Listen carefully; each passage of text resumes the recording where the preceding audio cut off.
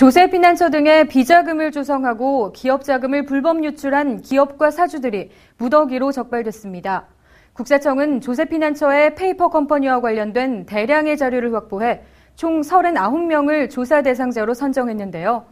앞으로도 이 같은 역외 탈루 행위에 대해서는 계속 추적해 불법적 역외 탈세 혐의가 드러날 경우 엄정하게 처리할 것이라고 밝혔습니다. 진달래 기자가 보도합니다. 국세청은 금년도에 지하경제 양성화를 통한 조세정의 확립을 국세행정 최우선 과제로 선정했습니다. 국민 누구나 탈세 혐의가 크다고 공감하는 대재산가, 고소득 자영업자, 민생침해 역외 탈세자 등 4개 분야의 세정 역량을 집중해왔습니다.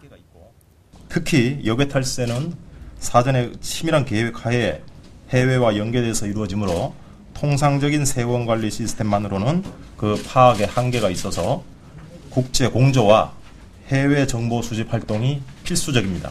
따라서 국세청은 2009년부터 역외 탈세 추적 전담센터를 출범시키고 국제 탈세 정보 교환센터 가입, 한미 동시 범칙조사 약정 체결, 해외 금융계좌 신고제도 도입 등 지속적으로 역외 탈세 대응을 강화해왔습니다.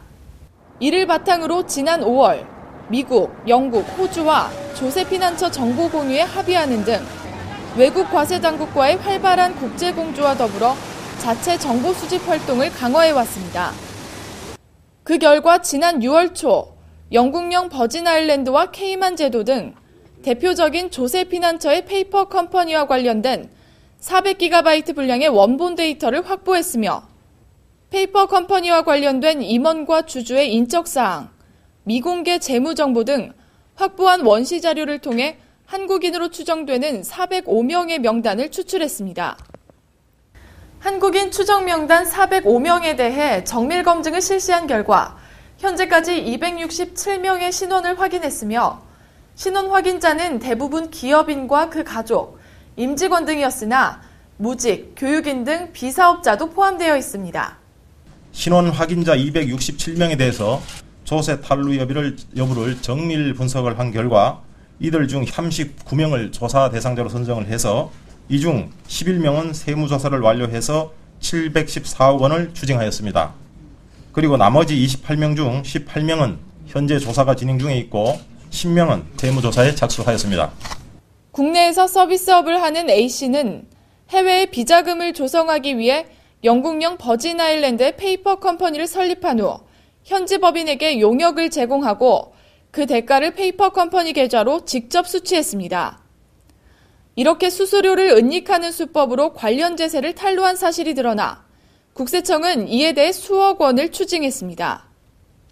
한편 국내 부동산 임대업을 하며 해외 공장을 보유한 B씨는 페이퍼 컴퍼니를 설립하고 해외 공장 생산품을 외국 법인을 통해 중개무역을 하면서 발생된 소득을 페이퍼 컴퍼니에 배당하는 방법으로 관련 제세를 탈루했습니다. 국세청은 이에 대해 수백억 원을 추징했습니다.